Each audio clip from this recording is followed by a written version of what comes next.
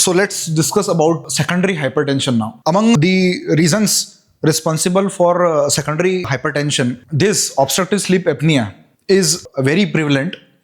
It is like 25 to 50%. Obstructive sleep apnea is most of the time neglected.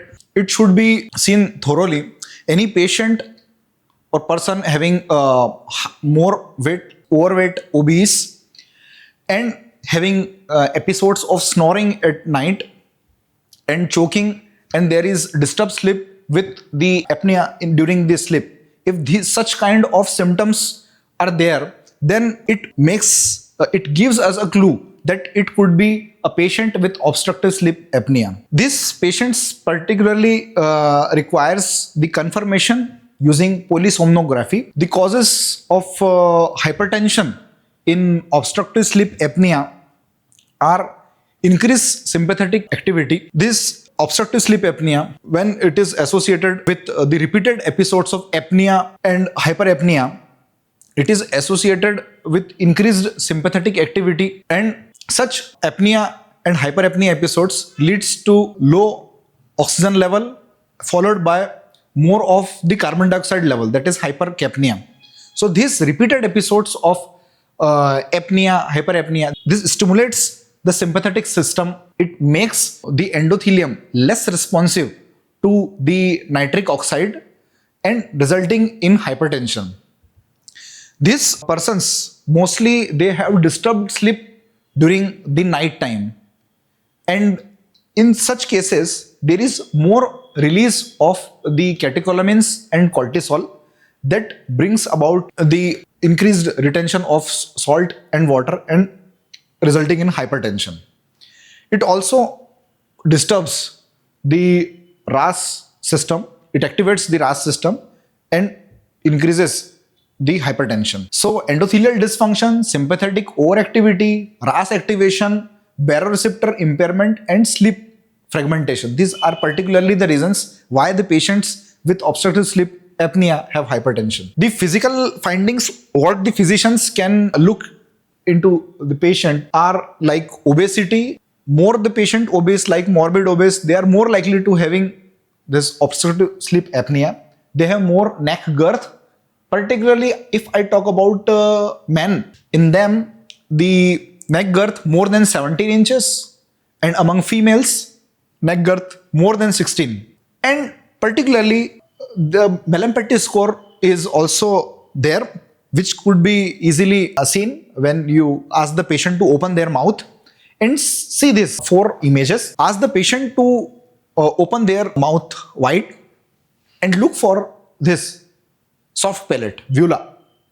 If it is particularly visible, clearly visible, it is class 1, that is complete visualization of soft palate. Malempati score class 2, where we can see the vula and its slight tip. So it is class 2 Malempati score. The patients with obstructive sleep apnea, we want to look more for this class 3 and class 4 Malempati score. In them, if we ask the patient to open their mouth, we can barely see the base of the vula. Then it is class 3. And if there is complete obliteration, there is no such vula visible, then it is class 4 Malempati scores. So these 2 classes, they are more prone that the patient is having obstructive sleep apnea. And for the screening purposes, if we see this stop bang screening is developed. As for snoring, if the patient is snoring during the sleep, if his tiredness, daytime sleepiness is there, the fragmentation of the night sleep, this leads to more of the daytime sleepiness in them. So if the patient is snoring, if the patient is having episodes of apnea, if the patient is having high blood pressure, stop bang, B-A-N-G, B for BMI more than 35, age more than 50 years, neck circumference, as I talked before, like more than 17 inches for men, and for women it is more than 16, and gender if it is man. If the stop bang screening, if it is high like 5 to 8, it is the more chances the patient should be looked for obstructive sleep apnea, and further polysomnography is required in this patient. Why I am stressing on this obstructive sleep apnea is because the prevalence of hypertension in these patients is very high, and with the treatment, the blood pressure settles down. It helps in reducing the blood pressure in these type of patients. Next thing which I want to concentrate among secondary hypertension is chronic kidney disease patients. The patients with the kidney disease, the prevalence of hypertension among these patients is 14%, not less. And these patients, how can we get the clue that the patient is having CKD is that the patient may have the history of hematuria, the blood in the urine. The patient may have a history of taking analgesics, painkillers for a longer duration. If the patient is having history of some polycystic kidney diseases, PCKD, or having more nighttime urination, nocturia. And also the risk factors like diabetes, the patient is having diabetes, more prone for CKD, and having some obstruction in the urinary tract. This also gives us a clue that the patient has CKD. The third more important disease is the primary aldosteronism. Here the prevalence of blood pressure is around 25%, 20 to 25%. And these patients usually come to us with resistant hypertension. Means they used to take like 4 or more antihypertensive medicines, but still the blood pressure is not under control. These patients usually have complaints like muscle cramps and having hypertension. The history of hypertension, muscle cramps is there. On investigation, they usually have hypokalemia with the hypertension, or having some adrenal mass in the investigations, and obstructive sleep apnea is also associated with this.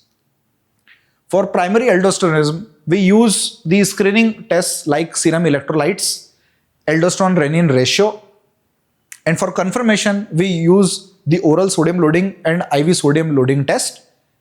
And for the treatment, we require the adrenal venous sampling. So the patients with primary aldosteronism, usually we notice that these are the patients with hypokalemic hypertension. The potassium levels are less and the patient is having hypertension.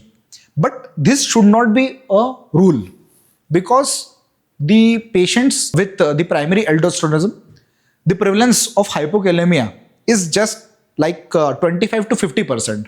So barely like thinking of that there is no hypokalemia, it should not be a rule. Patient may have normal potassium levels, so they should be screened thoroughly. So the screening protocol for primary aldosteronism is aldosterone-renin ratio. If it is more than 40, then then we require the confirmatory test in these patients. For aldosterone-renin ratio, we usually stop MRAs, and this potassium correction is also needed. Like about 4 to 6 weeks, we need the correction. Then we send the patient for aldosterone-renin ratio. The confirmatory test we offer are oral sodium loading test. Here we use urinary aldosterone to measure, to confirm it, and in the saline infusion test, we use the plasma aldosterone level. And similarly, the captopril and fludrocortisone suppression tests are also used. So when the patient is confirmed to have hyperaldosteronism, then in these cases, we do the adrenal venous sampling. If the patient is having like unilateral hyperaldosteronism or bilateral, if it is unilateral aldosteronism, then in that case, the patient may be a candidate for unilateral adrenalectomy. And in case when the adrenal levels are more bilaterally, in that case, MRAs, mineralocorticoid receptor antagonist can be used. Then drugs and alcohol responsible for hypertension, the prevalence is 2 to 20% among these patients. And particularly they give history like taking NSAIDs, oral contraceptives, antacids, sodium containing antacids, and the sympathomimetics. Then renovascular hypertension, it is like 0.1 to 5% of the patients. And these patients are having resistant hypertension, like they already are on multiple drugs to control their blood pressure. they come with the flash of the pulmonary edema, acute onset breathlessness, and there is also this worsening of the blood pressure control is there. So in these cases, who having this renal hypertension, renovascular hypertension, we have options like renal duplex ultrasound, or we can go for MR arteriography, CT, and for confirmation, we usually go for this intra-arterial angiography. Now, what if the patient is having renal artery stenosis? If it is there, what the guidelines say about this renal artery stenosis? If it is atherosclerotic, and in adults with hypertension and atherosclerotic renal artery stenosis, medical therapy is recommended to reduce the kidney and CVD mortality and morbidity. So our first choice always remains the medical therapy. If the patient is having well-controlled hypertension, no worsening of hypertension, with the medical therapy, continue them with the medical therapy. But in case where the patients have failed treatment like resistant hypertension, worsening of kidney function, or acute heart failure presentation, even after taking the proper medicines, then in that case, it becomes necessary to send the patient for percutaneous renal artery angioplasty with a class 2A recommendation. Now, some patient might have like fibromuscular dysplasia responsible, that is a non-atherosclerotic disease responsible for hypertension. Here in these patients, it is class 2B indication, less likely there is use of any angioplasty. Other less common causes of secondary hypertension should also be remembered, like hypothyroidism, hyperthyroidism, pheochromocytoma, aortic occultation, and Cushing syndrome. Now just a few talk about the drugs which are responsible and how we can prevent the blood pressure elevation in these patients. Like if you are an alcoholic, if the patient is having alcohol, consumes alcohol chronically, they are asked to either they abstain from the alcohol or they limit the alcohol to less than or 1 in case female. For men, it should be less than 2 drinks. If you are taking caffeine, means if you are consuming coffee, it should be limited to not more than 1 cup a day. Decongestants, like if having like phenylephrine or the intranasal corticosteroids, antihistaminics, if you are using, this could be used. Licorice, like muletti, particularly the black licorice, they are having the chemical that is Glycyrrhizia glabra.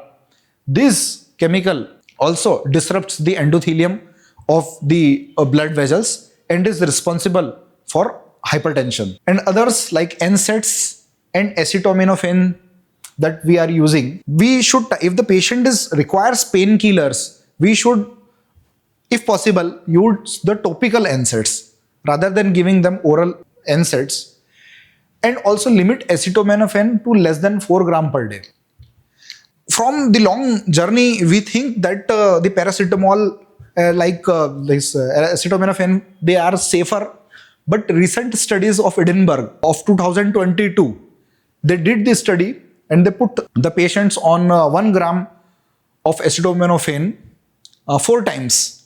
And at the end of the 2 weeks, they found that there was some blood pressure elevation.